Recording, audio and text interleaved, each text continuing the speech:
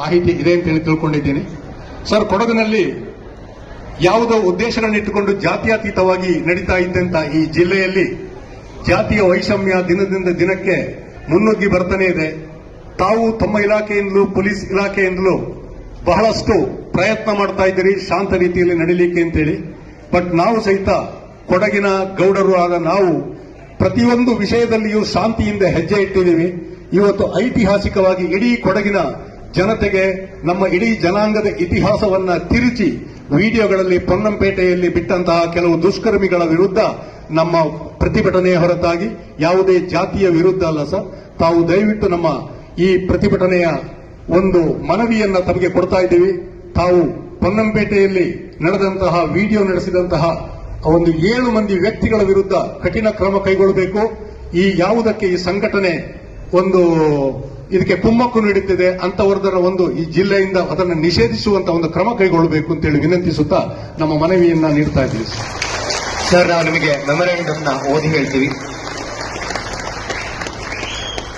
ಕೊಡಗಿನಲ್ಲಿ ಸಾಮರಸ್ಯ ಉಳಿಯಲು ಮತ್ತು ಅರೆಭಾಷಿಕ ಗೌಡ ಜನಾಂಗದ ಸಂಸ್ಕೃತಿಯ ಉಳಿವು ಹಾಗೂ ರಕ್ಷಣೆಗಾಗಿ ಈ ಕೆಳಗಿನ ಅಂಶಗಳನ್ನು ನಾವು ಜಿಲ್ಲಾಧಿಕಾರಿಯವರಿಗೆ ಮನವಿ ಮಾಡುತ್ತಿದ್ದೇವೆ.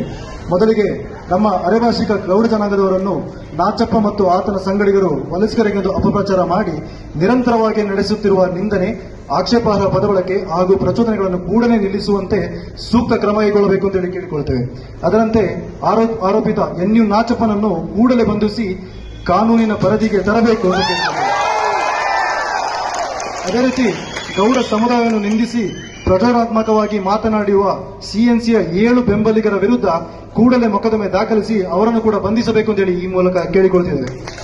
ಅದೇ ರೀತಿ ಇನ್ನು ಮುಂದೆ ಗೌಡ ಜನಾಂಗದವರ ವಿರುದ್ಧ ಅವಹೇಳನಕಾರಿ ಹಾಗೂ ಜನಾಂಗದ ನಿಂದನೆ ಮಾಡಿದ್ದಲ್ಲಿ ಅಂತಹವರ ವಿರುದ್ಧ ಪೊಲೀಸ್ ಇಲಾಖೆಯು ಸ್ವಯಂ ಪ್ರೇರಿತ ಕಾನೂನು ಕೈಗೊಳ್ಳಬೇಕು ಅಂತೇಳಿ ಈ ಮುಖಾಂತರ ಕೇಳಿಕೊಳ್ಳುತ್ತಿದ್ದೇವೆ. ಅದೇ ರೀತಿ ಸಿಎನ್ಸಿಯ ನಾಯಕ ಮತ್ತು ಆತನ ಸಂಗಡಿಗರು ಯುವ ಪೀಳಿಗೆಗೆ ಪ್ರಚೋದನೆ ಮತ್ತು ದ್ವೇಷಪಾಠ ಮಾಡುವುದನ್ನು ನಿಲ್ಲಿಸಬೇಕು ಅಂತೇಳಿ ಈ ಮುಖಾಂತರ ನಾವು ಜಿಲ್ಲಾಧಿಕಾರಿ ಕೇಳಿಕೊಳ್ಳುತ್ತೇವೆ. ಅದೇ ರೀತಿ ಮುಖ್ಯವಾಗಿ ಕೆಲವರು ಮೌಖಿಕ ಸಂದೇಶಗಳನ್ನು ಸಾರ್ವಜನಿಕವಾಗಿ ಹರಿಬಿಟ್ಟು ನಾಚಪ್ಪನನ್ನು ಬಂಧಿಸಿದರೆ ಪರಿಣಾಮವನ್ನು ಎದುರಿಸಬೇಕಾಗುತ್ತದೆ ಎಂದು ಪೊಲೀಸ್ ವ್ಯವಸ್ಥೆಗೆ ಬೆದರಿಕೆ ಒಟ್ಟಿರುವುದರ ವಿರುದ್ಧ ಕೂಡ ಕಾನೂನು ಕ್ರಮ ಕೈಗೊಳ್ಳಬೇಕು ಅಂತೇಳಿ ನಾವು ಕೇಳಿಕೊಳ್ಳುತ್ತೇವೆ. ಅದೇ ರೀತಿ ಒಂದು ಸಿಎನ್ಸಿ ನಾಚಪ್ಪ ಆಗಿರ್ಬೋದು, ಅವನ ಒಂದು ಸಂಘದ ಮೇಲೆ ಸರ್ಕಾರದಿಂದ ತೀವ್ರತರದ ಒಂದು ತನಿಖೆ ನಡೆದು ಅವನಿಗೆ ಹಣಕಾಸಿನ ಸಹಾಯ ಎಲ್ಲಿಂದ ಫಂಡಿಂಗ್ ಮಾಡ್ತಾ ಇದ್ದಾರೆ ಈ ಎಲ್ಲ ವಿಚಾರವನ್ನು ಸಮಗ್ರ ತನಿಖೆ ಮಾಡಬೇಕು ಅಂತೇಳಿ ಸರ್ಕಾರಕ್ಕೂ ಹಾಗೂ ಜಿಲ್ಲಾಧಿಕಾರಿಗೆ ಹೇಳಿಕೊಡುತ್ತಿದ್ದೇವೆ. ಅದೇ ರೀತಿ ಎಲ್ಲಕ್ಕಿಂತ ಮಿಗಿಲಾಗಿ ಸಿಎನ್ಸಿ ಒಂದು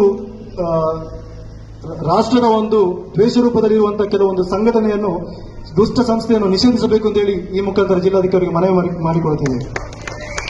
ಹಾಗೆ ಈ ಮನವಿಯನ್ನು ಜಿಲ್ಲಾಧಿಕಾರಿಗೆ ಈ ಮುಖಾಂತರ ಯುವ ವೇದಿಕೆ ಮುಖಾಂತರ ಹಸ್ತಾಂತರಿಸುತ್ತಿದ್ದೇವೆ.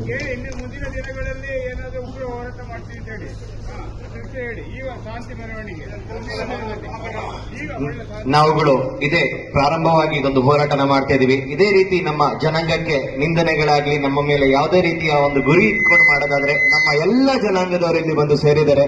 ಎಲ್ಲರ ಮನವಿ ನಿಮಗೆ ಅದೊಂದೇ ಇರೋದು, ನಾವು ಪ್ರತಿ ಕ್ಷಣದಲ್ಲೂ ನಾವು ಹೋರಾಟಕ್ಕೆ ತಯಾರಾಗಿರ್ತೀವಿ ಸರ್. ದಯವಿಟ್ಟು ನಮಗೆ ಸ್ಪಂದನೆ ಕೊಡಿ. ನಮ್ಮ ಜನಾಂಗದ ಅಳಿವುಳಿಗೆ ಜಿಲ್ಲಾಧಿಕಾರಿ ಮತ್ತು ಸರ್ಕಾರ ಎಲ್ಲರೂ ನಮಗೆ ಸ್ಪಂದಿಸಬೇಕು ಅಂತ ನಾವು ಮನವಿ ಮಾಡ್ಕೊಳ್ತಾ ಇದೀವಿ.